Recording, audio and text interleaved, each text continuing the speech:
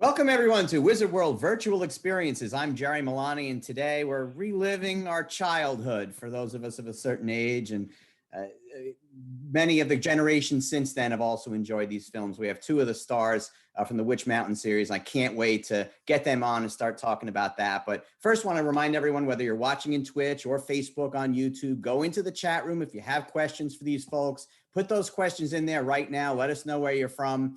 And we're going to get to as many of those as we can in the next 45 minutes or so. Don't forget that a week from today, next Friday, we're going to have live video chats, one-on-one video chats with these folks. We have autographs you can get, pre-recorded videos and recorded videos that they'll do special for you.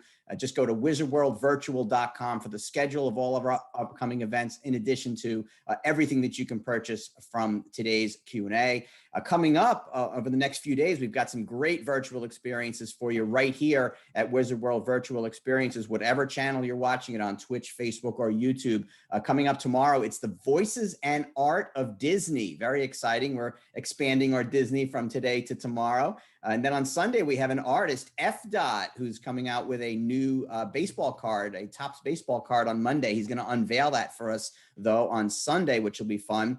Tuesday, we have the World of Wrestling. Devon Dudley and a couple other wrestlers will be with us on Tuesday. Thursday, it's October Faction, starting off October in fine fashion with October Faction on October 1st. And then next Saturday, the 3rd, it's From Batman to Joker. So lots of great stuff coming up at Wizard World Virtual Experiences. Go to wizardworldvirtual.com for the full schedule and everything available to you. Wizard World Vault as well. We've 20 plus years at Wizard World doing our comic and pop culture conventions. We've culled the best stuff from 20 years, and it's all there at wizardworldvault.com. Well, today, it's my distinct pleasure to relive a little bit of my childhood as well here.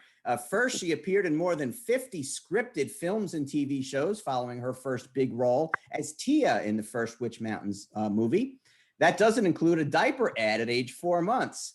Her credits include guest spots on some of the most well-known series of a couple of eras, including Little House on the Prairie, Emergency, Magical World of Disney, Different Strokes, and The Dukes of Hazzard. And she was introduced to a whole new audience on the reality show The Real Housewives of Beverly Hills. Say hello to Kim Richards. Hi, everybody.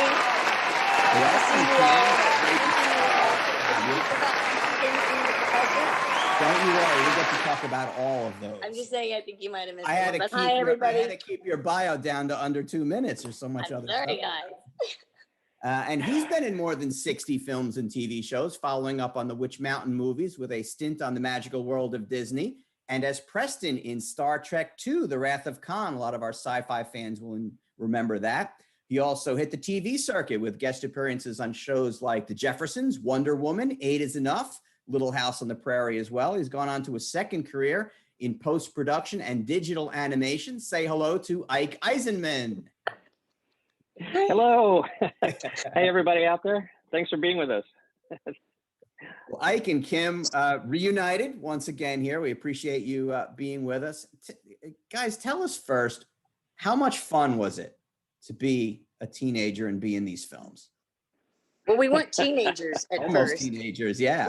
We were chilled. We were kids. I was 10. And Ike was a little bit older, not too much, Ike. No, only about a year and a half. We really were kids.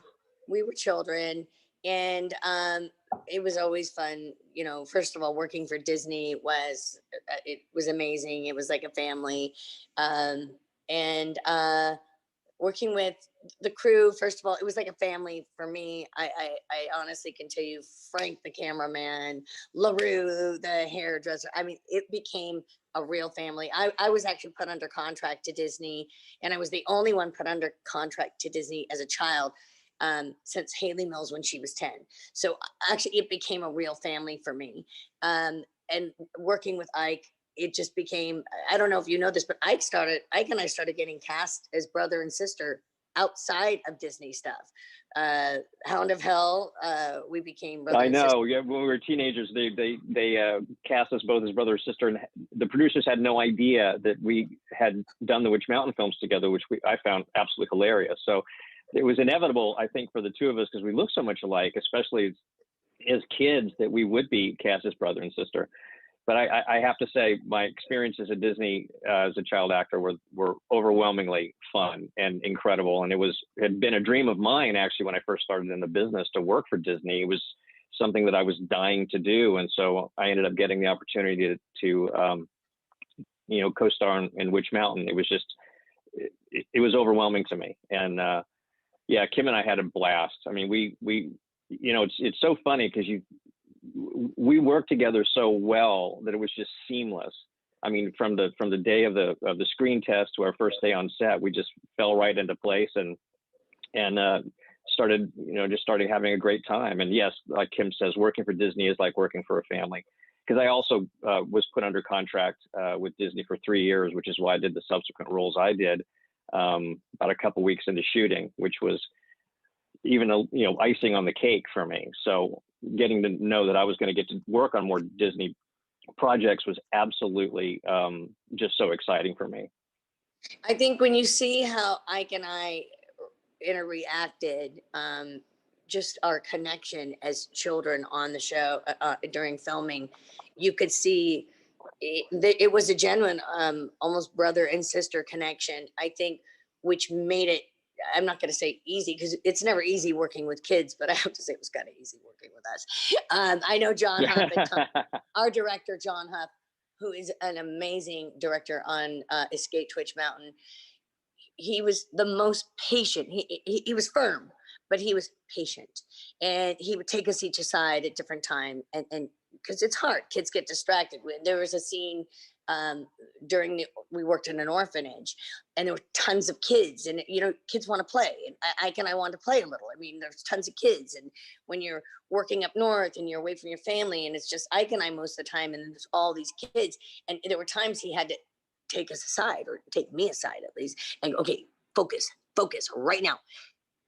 And he would say things to me, and he would remind me that this is what we're doing here. And I can remember there's even a picture of John Huff talking to me, and I actually, as I look at the photograph, I remember him saying to me, "You just focus. You know what we're doing here." And looking at Ike, because Ike was throwing the ball with, I forget the kid's name. He was so amazing. The redheaded kid, so amazing, talented. Lance Kerwin was there. Lance Kerwin, I later ended up doing James at 15, 16, 17 with. When you look at these certain moments, and they're so memorable to me. I remember there was also the scene where they're coming to get us in the limo, and they had Ike and I sitting at the side of a chain link fence, and Ike and I actually got distracted playing with these little, we found leaves, and we were actually blowing. I don't know if you remember this, Ike, but we were trying to, when you spread the leaves apart and you blow and you make a little whistle sound. Oh yeah, I remember. I was showing you how to do that, and we were playing around just on our own, and John ended up running the camera on us, and we didn't even know it. That little scene in there is actually, yeah, he ended up using it, which I thought was used it because they were really fun. They were setting up the cameras, waiting for Donald Pleasance to come and get these alien magic kids, because he realized we had powers. And it was after he saw, we saved him at the movie theater in the car getting crashed, and he realized these kids have something. And Ray Milland says, "Go get the kids." And so Ike and I are sitting there at the orphanage, and they're like, getting ready to film a scene, and Ike and I was sitting against this chain link fence, and we you spread these little the leaves apart, and you makes noise, and Ike was like, "I'll show you how to do it." I was like, "Oh, okay." And so we're sitting there, and they ended up filming us, and they ended up using it. It was so organic because we clicked. He was like my brother. I was like his sister, and he's showing his little sister how to do it, and they used it, and it was beautiful. It's a great scene. Yeah, you remain to this day my fictional sister. I've always called you that. And I love you like a brother. I always have. So we have folks from Israel, France, Brooklyn, Texas, North Carolina, Seattle, Virginia, lots of other places who've checked in. We also have Sherry Clausen from Clackamas, Oregon. She just wanted to say she grew up with these movies and just thanking you for being part of her childhood. And I know that there's tons of the rest of us who feel the same way. So thank you, you guys. Aaron Ogawa was just asking if there's any favorite memories from the series, and you've brought a couple of those up, which is great. So thank you, Aaron, for that question. Benny, TB86 has a question, and I was going to get to this, but since Benny asked first, maybe we'll start with this and we'll go to a couple other ones. He wants to know what it was like working with Bette Davis and Christopher Lee. And then we're going to talk about some of the other superstars that were in this with you. But start with Bette and Christopher. Well, I absolutely, yeah, because I got to spend more time with Bette and Christopher actually than Kim did, because we were almost shooting two separate movies. Our storylines split very early on, and she was hanging out, Tia was hanging out with the Earthquake Gang, and I had been obviously, not obviously, but I had been kidnapped and drugged and put on remote control by Christopher Lee. It was intimidating at first when Bette Davis was coming onto the set, because everyone was absolutely scared to death of her, because she had such a reputation for being, difficult and demanding. And it really was kind of funny to me, because even by then, both Kim and I had worked with so many different people that we were nonplussed by it. But even I started to get a little bit concerned because of all the talk that was going on. And she came onto the set and within a matter of minutes put me at ease, because she was so funny. She had such a great sense of humor. And she and Christopher Lee used to just muck it up all the time. John Huff, the three of them were telling jokes, all old, movie stories that I wish I could have remembered. But being around all of that was absolutely incredible. And Christopher Lee is probably, he's just as daunting in person, although he's an incredibly sweet man. But man, a dry, very sharp wit, and I felt really privileged to just spend any time with them, let alone work with them. So I really had a wonderful time with both of them. And for me, I really didn't know who Bette Davis was. I was a little bit more naive. And when Bette, it's just, I wasn't really aware of the status of Bette Davis. And being that I had already been on set, I'd done these short stories for Disney, Mystery of the Rustler's Cave, The Big Year Cat, the Year of the Big Cat. So I had been doing Disney stuff for quite a while. So I had developed a very comfort zone with Disney, and I No Deposit, No Return. I did just so many little things, prior, that a lot of Darren McGavin, Don Knotts, David Niven, like all these people. So I had a very comfort zone with these legends, but I really didn't realize they were legends, So when Bette Davis got there, I saw, my thing was welcome to the set. So when I saw her name on the dressing room, it was just my thing. I walked up, knocked on her dressing room door. I said, hello, I just want to say I'm Kim Richards, and I just want to welcome you to the set. And if you need anything, or if you need help with your dialogue, or you want to run any lines, please let me know.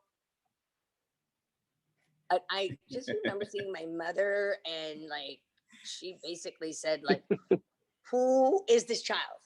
Who is the mother? Where is this child? And I didn't still get it. And my mom said, she's mine. She's mine. And she said, she gave me a hug, and she said, thank you so much for welcoming me. And if I need anything, I will definitely let you know. And like I said, there was a very warm nature to her, and I still had no idea, she was a legend. So my relationship was a little different. And like I said, they were on one and we were on the other. So our time working with her was different. And I did see that she had a wig. And so I was like, hey, come on, that's a wig, right? And she was like, seriously, there goes that kid again. I'm like, dude, what is wrong with this child? And I said, really, what color's your hair? What color's your hair? And she said, I'll tell you what. And some of the other kids were like, she said, if you can figure out what color my hair is, there'll be a gift for you. And I was like, are you serious? So no idea, I started sneaking in to her dressing room, of all the nerve. I mean, now that I look back, how rude. So she would come in and get dressed and take off her And I one day slipped in under her sofa, and she took off her wig. And I jumped out. I'm surprised I didn't just scare the living. Ah! And she was like, I said, got it. I know, I got it. I don't want to tell you, but like, anyone can have Betty Davis stories. No one's going to have that Betty Davis story. You're the only one who's ever going to have that Betty Davis story. That's incredible. And you know what she did? Because some of the other kids, I told them, so they were all trying to figure it out. And so since I figured out, she wrote me, and I still have it. She wrote me this beautiful letter. Only you had the nerve, basically. And so she gave me a beautiful watch and a letter that said, "You earned it. You earned it. You got it." But so I snuck into her dressing room quite a few times, but it's just the one time that I. So yeah, and then she also told me when she was when we were wrapping, she said to me, she got up on an apple box because she was little, tiny little lady, and she said, "Thank you. Pineapple bought the coffee. He used to bring, there was a man named Pineapple that used to bring the coffee and the donuts. And Frank was the cameraman, and LaRue was the hairdresser. And I won't go through all the names, but she got up and she said, come." And so I stood next to her, and she said, like one of these. And I said, and she said, "Thank you, Pineapple, for my coffee, because without my coffee, I'm not good in the morning. And thank you, Frank, for the camera, because without that, I don't look great." And she thanked the lighting man, and she thanked LaRue for her hair, and she thanked every single person. And when she got down, she said, "Do you understand?" And I said, "I do." And she said, "We are nothing without everyone. It takes all of us, because without my lighting, I don't look pretty. And without my coffee, I'm not good in the morning." And I learned that from her, and I was so grateful. And I've always been that way moving forward. There's not a day that I don't leave a shoot and say, no matter how tired I am, "Thank you, everyone. Thank you for your time. Thank you for your help. Gosh, thank you. Thank you." And it was something that I took from Betty that she taught to me. And what an honor, what a grateful. I've worked with some of the best, some of the legends, and it's stuff that I took from them. Betty taught me that specifically. And right. Christopher, of course, what an amazing man. I did not have the experience that I had. I did get to spend time with him. Looked so stern and tall, but what a kind man.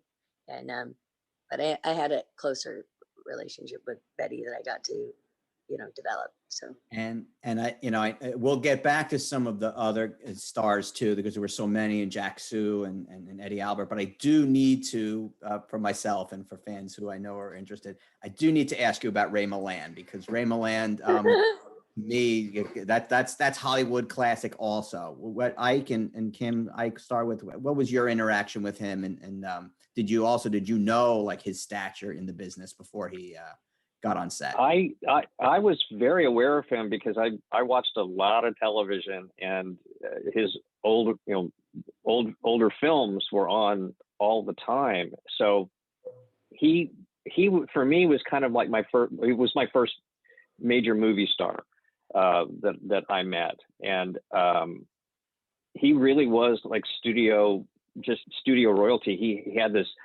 air about him that was like a movie star. He smoked a cigarette like a movie star, even when he was on a break, and he walked, and he was extremely tall. So Kim and I were like these tiny little munchkins next to him, but he was very austere, extremely professional, and incredibly gracious, and was complimentary of both Kim and I and our work on the set, which I thought was incredible. And I didn't find it intimidating, even though I knew who he was. It was just very interesting to be around, these very, a powerful performer like him, and have him treat both Kim and I like equals. I mean, we're all professionals on set. That was the thing I found out. I realized about all of these stars that I worked with, and I was very grateful for. They never treated me like a child. I was always treated like another one of the adults, and that meant a great deal to me. So yeah, he was, and again, there's only a certain amount of time when we're on set, we actually get to spend with these people. Working on Return from Witch Mountain, we had more time because, you know, when you're a child actor in California, you have to do 3 hours of school on set every day, including the 4 or 5 hours of work you're putting in front of the camera. So pretty much the moment, if there's 10 or 15 minutes when you have a break, Kim and I had to go back to school, and Irene Burke was our teacher on Escaped Witch Mountain, who was an amazing woman, but we had to go back to school. So it's not like we got to, oops, my computer just went to sleep. Hey, wake up. We see you. Oh, okay, good. Awesome. Well, I couldn't see anything else. So here we are. Anyway, it limited our time with these people. So primarily, we would be working with them, and it was just a joyous experience. It really was. He was incredible. So for me, Ray Milland, as you see him, as if you look at the scene, get me those kids, bring me those kids, right? And then you'd see like afterwards, and I remember the chairs sitting outside the big castle, and or even like on the side, like different places. His stature was tall. I did not know who Ray Milland was. I didn't get to watch a lot of TV. I grew up, you know, like since nanny. I worked a lot. In my days, I didn't have a lot of days to watch TV. So I didn't really know who anybody was. And my mom never really, I think she always tried to keep me, she just never let me know a lot. So I think she didn't want to fill my head with any kind of intimidation, or just, I always had to have respect for all adults. So I didn't know who he was, but you could definitely tell he was a man of power, you know? And so, but I always had respect for all adults, but he never showed anything but, even outside, you're like the ice cream, we have an ice cream. But yet he was so warm and fuzzy for me. To me, he just had a warmth about him.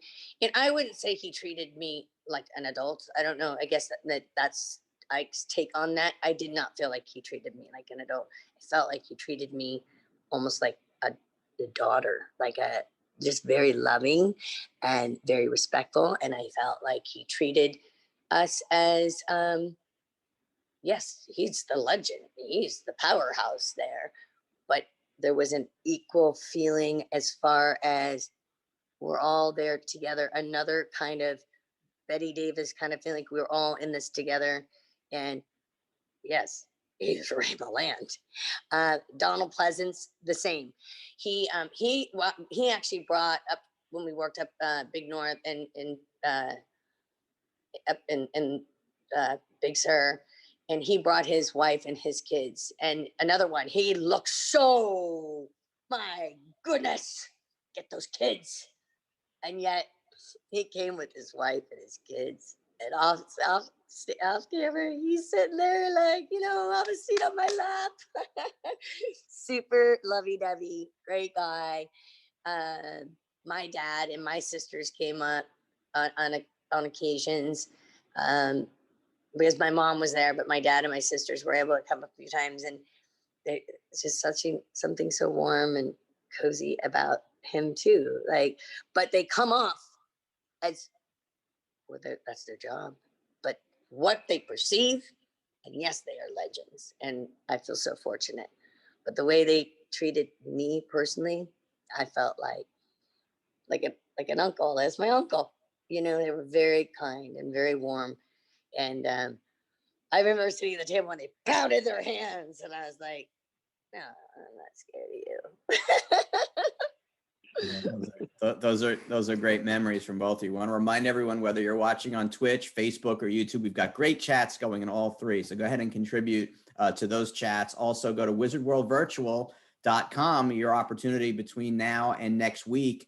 Next Friday, we'll be doing the live video chats with each of these folks. So if you want a little bit more, we love bringing you the free Q&A, but if you want a little bit more, a little bit chance to learn a little bit more of these stories, if some of this is piquing your interest and want to learn, you can get that from Ike, and you can do that next week.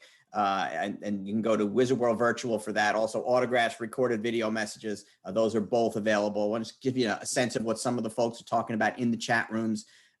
Disney Angel 95 says, hi, Ike and Kim, so excited. And her question is, have you ever watched another Disney movie and spotted props or pieces from the Witch Mountain movies in those films? Other movies? Like other Disney movies. Have you ever seen another prop or something that you remembered from your film in a I've Disney? never seen another Starbucks. Have you? No, no, I never have. I'm wondering.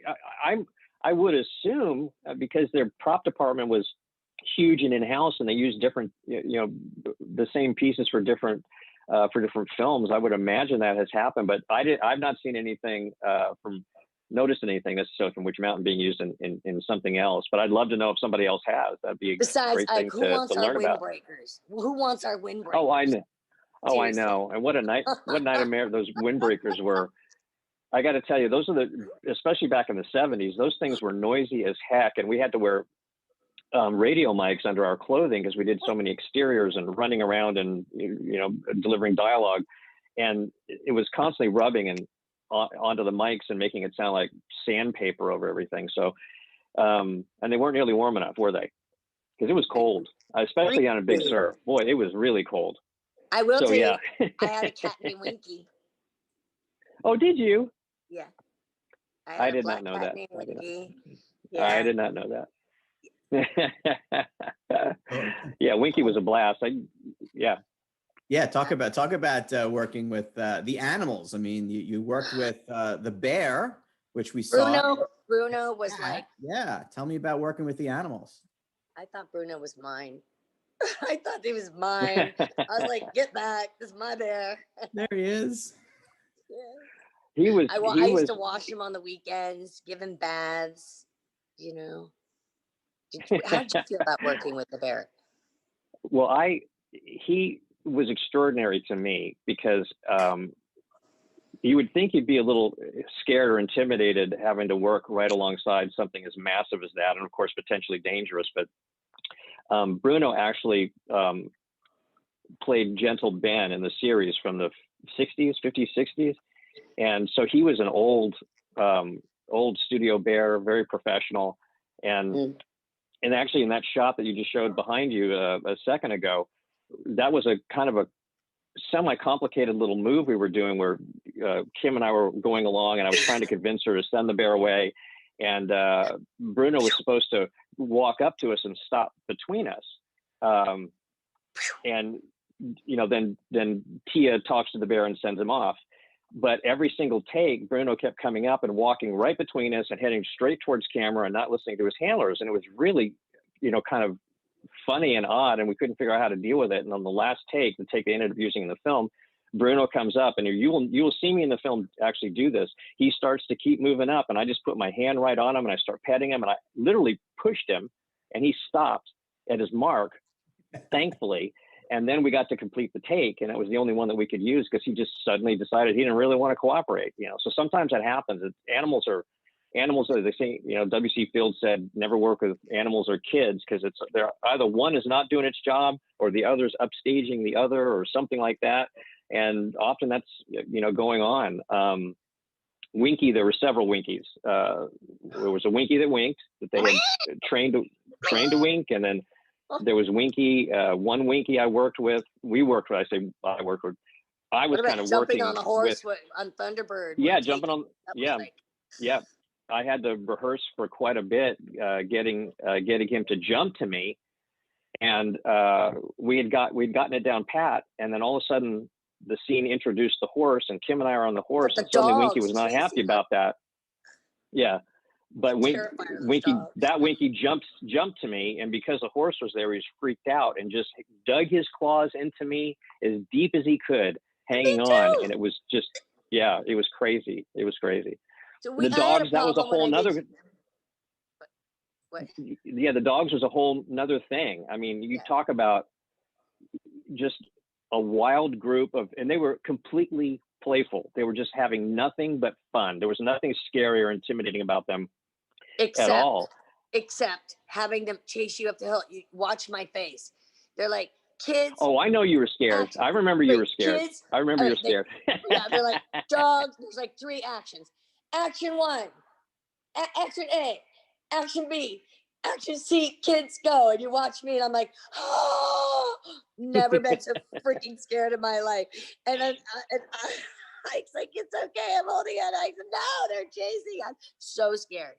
I had a problem doing You're the Big Cat with the cougar, so that was an issue. But working with Bruno, I remember being up in Big Sur, and it was like on the weekends, the trainers liked, I don't know at times what you did, but like I like to go down and play with the bear and feed the bear, and there was a little crowd developing, and my mom was sleeping, so I was like, Mom, I'm gonna go down and wash the bear, give the bear a bath, and she was like, okay, honey. So I go down, and she's sleeping, and all of a sudden she said, I love when my mom would say this, she's, wash the bear, wash the bear, wash the bear. And so my mom like jumps out of bed and she runs down, and I literally was with the 2 of the trainers, and I was washing the bear, and he was very calm. I was giving him a bath. Bruno was happy. But as the more people came around, which they try to keep the crowd away because the bear does get excited, he started to like do one of these, like, oh, oh. And I was like, oh yeah. And I, Bruno, put her down. And he was getting so excited. And pretty soon he was like, oh, oh. And I was getting a little nervous, and they kept saying, Bruno, put her down. And I was getting a little nervous because I was only 10, and I was becoming like the rag doll, like the little, and he was doing this, and they kept saying, Bruno, down, Bruno, down. And by the time, and he was just like I said, they are wild animals. And even though we had been working with them, and by the time he put me down, and I was never afraid of Bruno because like he's very docile, I was a little nervous because he was a little excited, and I was literally like, he was doing one of these, and by the time he put me down, I looked at the crowd and I go, he always does this. He didn't always do it. I was a little scared, but so they do get a little excited, and if you overstimulate them, and that's why they try to keep them not stimulated. They try to keep them calm. But my mother just about had a heart attack when she realized I was down washing the bear, washing the bear, washing the bear. And my mother's energy is probably why he started tossing me like a rag doll. But I just got back from Aspen, and my daughter said she had ran into a bear with her dog and her boyfriend. And I said, oh my God, how exciting. And she was, Mom, I saw a bear. And I go, that's so exciting. And she's, no, it's not a Disney bear, Mom. It was a real freaking bear in the woods. And I was like, oh my God, what did you do? I said, you're supposed to do this. She goes, I ran. So one of the things about working for Disney is working with all the animals. To me, I got to work with in Mystery of the Wrestler's Cave. I worked with all these horses, and Ricky was mine. And it's just a thrill to be working with Disney. And it's always been great working with Ike and our memories, and I never imagined I'd be an alien witch, but sometimes I still think I'm magic. I tell my kids, you know what? Don't make me do it. And they're like, oh, Mom, stop. And I said, yeah, I can fly. I am magic. I can make things happen. Like, Mom, you're too old to be playing this game. I go, well, I am. I'm magic. Don't make me do it. So. That leads into, first of all, a couple of memories from folks. One is from R. Philbrook 666 that says, I fell in love with Ike when I was 5 years old, so much so I was banned from borrowing the Witch Mountain movies from the library because I repeatedly took them out. And Tracy from Pittsburgh, which is funny. So Tracy from Pittsburgh and Joe Rizzo Baseball both want to wish belated happy birthday wishes to you, Kim. Happy birthday. Yesterday. Thank you. Couple days ago? Yes, Saturday. Happy Saturday birthday to you. Joe also wants to know, and this is related to what you were just saying a second ago, Kim, did your roles, both of you, in the Witch Mountain film shape your belief or not belief about life outside of Earth? I I've always believed it. I always believe there's something else out there. How about you, Ike? Well, I've always been fascinated by it. I would read books about aliens and UFO sightings and all of that stuff, because it was rather, there was a proliferation of material that you could consume to just, you know, feed these ideas. And you know, of course I wanted to believe it, and getting to work on a movie where you are actually playing an alien from another planet that has these special powers was just beyond fun. I mean, reading the script for the first time was extraordinary to me, because I just thought, I love the idea. The idea is fascinating, and even though it's a Disney fantasy, it holds a lot more potential realities to play with in one's mind about what it would be like to have, you know, alien culture among us if they look like us and hit themselves from us. So it's interesting. Maybe you are one. It's a lot of fun. I just don't think there's any mistake, like in the fact that that movie was chosen for us. I believe that there is something out there. I think I've always felt something out there, and I'm a very spiritual person. I meditate a lot. I'm a Reiki practitioner. I just feel like, yes, there definitely is something out there, and I've always kind of felt that. And I just don't believe there's any mistakes of how this movie was chosen for myself, and that there's a reason. Just who I am. Nobody can. Some people can think there isn't, and some people can think it's crazy, but I believe there's definitely something out there. Well, we have a comment from Rebecca Young, who says this movie got her reading sci-fi books as well by Alexander Key, which are all fun. So I think you inspired a whole generation of folks who are interested in sci-fi, and really kind of spurred that. We have a question from Aaron Ogawa. What was it like? I mean, you guys did the original movie, and the original movie was fantastic, but then you guys had cameos in the Race movie years later. What was it like being back into the series in this cameo that you had? I was so excited that they were doing a remake or a reimagining, as they called it, and I remember getting the phone call from the director, Andy Fickman, asking me if I would like to participate, and I practically screamed into the phone, "Are you kidding? I would love to." And my very next question was, "Is Kim on board?" And he assured me that Kim was. And I thought the cameos they wrote for us were fantastic. Quite often, it seems almost awkward working in characters from original movies when they do remakes, and you know, we got an opportunity to kind of play a version of ourselves that hinted at who we were. And if you actually hadn't seen the other films, it was okay, because our characters were still part of the plot, moving the story forward. So I had a blast, and I know Kim and I both had a very similar experience. When that first day of rehearsals, that we came in and met everybody, it was like a fan club, you know, convention. Literally, the entire crew was almost fawning over both of us, and just talking about how much they loved the original films and how excited they were to have us on this one. And I found it overwhelming, really. I did. I had an absolute blast. It was so wonderful seeing and working with Kim again. And we just stepped right back into our mode, like we hadn't, like no time had gone by. So it was really, really a lot of fun for me. So I had gotten a phone call a few months prior from somebody that just said, there's just people, there's this guy, John Singleton, and he wants you for a film. I'm like, John Singleton, I think I know that name. And my sister goes, seriously? You know, yeah. And I go, I know, I'm trying to think. It's just, oh my God. She starts saying me. Anyway, they want you for this movie. It's with Samuel Jackson, Christina Ricci, Justin Timberlake. And I was like, oh yeah, that's really sweet. But like, I'm retired.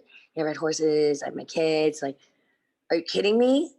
Oh my God. And so anyway, make long story short, I ended up doing that. But I came up to meet, they said the director was like, you're a big fan, whatever. And I walked into his office. I decided to come up and meet. I said, I'd have to talk to my kids. And I walked into the office and he goes, hold on, Mom. Yeah, she's here. Yeah. I thought it was like, where's Ashton Kutcher? I'm being bugged right now. Seriously. You just had my mom real quick. And I go, yeah. He goes, yeah. So I ended up doing Black Snake Moan. And so I thought, this is really cool. So then I came home and I thought, well, that was fun. And a couple weeks later, I get a phone call and I go, hello. And the guy goes, hey, this is Andy Fickman. And I'm doing a remake of Witch Mountain. I'm at Disney Studio. And I go, okay, listen, buddy, I don't know how you got my number, but whatever. And I hang up. And he goes, and he calls back. Wait, don't hang up on me. I swear. Who are you? I don't know you. And how did you get my number? And he goes, I'm telling you, I'm Andy Fickman. I'm doing a Disney movie. I'm making a remake. And I go, mm-hmm. And you actually have an office on the Disney lot? He goes, I swear, yes. And I said, and I really want you to be on board. And I want you, like, please, like, I've been a big fan. Like, I love you. And like, I want you to help me do this. And I want you to do, and do a cameo. And you actually have a lot at Disney in Burbank. And it was so like, I do, I swear. And I said, how'd you get my number? He goes, through your niece, Paris Hilton. And I go, what's the movie called? He goes, well, I don't know yet. He goes, Dwayne Johnson, The Rock. We're thinking about him. He's going to do it. And I go, okay. So I ended up going to meet him and I walk in his office. And when I tell you, he had cups with my face and pencils, I was, oh my God. And it was on the Disney lot. So I said, okay, I'm sold. I'm in. He said, so you can help me kind of design this. And it's a cameo. And so I became like really, and Andy had pictures, like everything. I'm like movies of mine. And I love you. He's like, I love you. I'm like, oh my God. So I said, I'll do it. And so that's how I ended up deciding to do Race to Witch Mountain. And I have to say, before we started filming, I decided to go by and say hi. And when I first walked in, they were filming. It was kind of quiet. And when I walked in, all of a sudden it stopped. And then Andy said, hold on, everybody. I have something to say. This is Kim Richards. And he put me up on this thing. And I want you all to know the reason you're here is because somebody did it right the first time. And I was like, oh my God. And everybody's like, yeah. And I was like, oh, I'm gonna cry. Oh my God. He said, that's why we're all here today. And then Dwayne came over and he said, I can't take you enough, really. Like, we're here. And I was like, you're Rock, you're Dwayne. And that was one of the reasons I said, I wasn't even sure who, I didn't know the Rock name. But then that's how Andy also told me. He did the movie with the little girl, the Tooth Fairy, the little girl in the football. And I was like, oh my God, I know who he is. It was just so nice. Like Ike said, everybody was so, oh, I love you. And Andy told me, like, so, and I fell in love with everybody. And it was a great experience. And funny story, doing that, I was a waitress, carrying the tray. And they said, do you want us to bring the tray in? Or do you want to carry the tray? I was like, oh no, I'm going to carry the tray. And I'm doing this right. So I brought out the tray with the burgers and I brought out the tray after 5 or 6 times. I was like, dude, I have mad respect for anybody that does this. I can't carry that tray again. Bring it on in. I need a busboy. I cannot carry this tray again. I mean, mad respect for anybody that does that. My hands were like, I was like, have your burgers here. Have your burgers here. I mean, mad respect to all people in serving just whatever it's bring food. And by the way, mad respect to everybody right now out there that's, you know, Amazon, Postmates, doctors, nurses, firefighters, police. And so much respect to every day. I just want to say that it's been a tough time, and just I have to say, totally grateful. The market, the people that work in the markets, just, you know, not just to mention, you know, the fact that I had to carry a tray. I just want to say that out there to all, how grateful I am and thankful, because without all of you, I don't think we would be able. It just, I'm so grateful and thank you. So we've had some other great comments. Thanks for that. We've had some other great comments from folks. We won't have time to get all the questions, but Sarah Gold had a great one for us. Also, Benny TB 86. We may be able to do this one quickly, and he inspired actually another question that I had, so I'll go with that one. If you get introduced right away at the beginning of the movie to your powers, what power that your character had do you most wish that you had in real life?